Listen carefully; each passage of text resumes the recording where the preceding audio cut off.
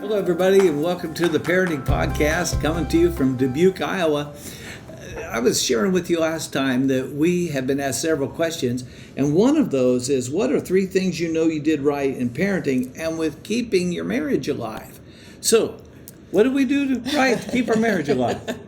Yeah, we answered about putting the word in our kids, but we didn't really answer the part of the question about keeping our marriage alive. And I think it is important because that family structure of having the security of a strong marriage is great for children. Yeah. And so our children were blessed to have that. We let our children know we love each other. Yeah. We come first. We were here before we had to, and we're going to be together when you guys are gone. And so we want to put this relationship first. Yeah. It is kind of a controversial thought, I found out, for some people. It wasn't really radical. When I heard it, I just embraced it, the fact that they are guests in our home, that your children are guests in your home. Doesn't mean you make them feel unwanted, but yes, you were there before they were there, and you'll be there after they're there, and you want to do the things that will make it a joy to stay together. Yes, so, being, I guess, transparent with your love for each other, letting your kids know that you love your spouse and not fighting in front of them is super important. Yeah. But sometimes there are other little things that we did that kept our marriage strong. One of the things we did was we always celebrated our anniversary. Always. We, found a sitter for the kids, and sometimes we would go away, and go overnight somewhere, just get away. Sometimes it would just be a special dinner, something like that. But we always made a point to celebrate our anniversary. That's, an easy thing to do. It's just a priority that you have to set. And then another thing we did was we let our children know that our bedroom is our bedroom. It's not their bedroom. For us, we never let our kids sleep in our room. And I think they turned out okay. They knew we loved them, but they also knew that our bedroom was our room. And they didn't come in there without knocking on that door. Right. They didn't come just barging in that door. And usually at night, we locked the door when they were littler. Yeah, we did. We were still available if they were crying. Of course, we're still available. But they can't just come barging in there. This is our space, and this is, our little sanctuary. And if we're having a talk or whatever we're doing, that's our space, and this is not your space. This is mom and daddy's space.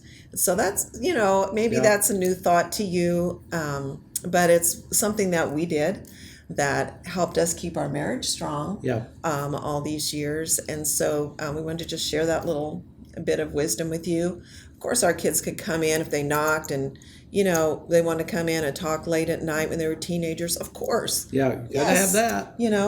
Come in and tell us what's on your mind tonight. That's fine.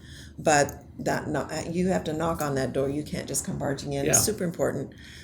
So. And in June, we'll be celebrating 45 years of being married. So it must have worked. It must have worked. And just a few weeks ago, we were out of town and we had a wonderful date night. We went to a theater. We have recliners and served a meal at the movie theater. It was a great night. So you're talking about date night. It was a date night. It was wonderful. Wow. Always have a date night. And you know what? Even though our kids are grown and have kids of their own, they're out of the house, it's still important to prioritize each other. Yeah. But that's one thing that we did do when our kids were growing up, was find a way to have a date night or have some times together where we got a sitter for the kids. And sometimes I know it's a stretch for your budget to get a babysitter. Maybe you can co-op with some other families, but find a way to have a date night so that you two can just remember, it all started because we love each other. That's right. This is what it's all about. The kids are kind of the fruit of that, but this is where it all started. Yeah. And it's good to remember that. So that's how you keep your marriage alive while you're parenting. Yep. So you guys have a great week. We love you. You single parents. I just wanted to tell you that I really respect you. You guys are awesome. Doing this thing alone. Don't feel inadequate. Please don't feel second rate or anything like that, because we're talking about a relationship. Don't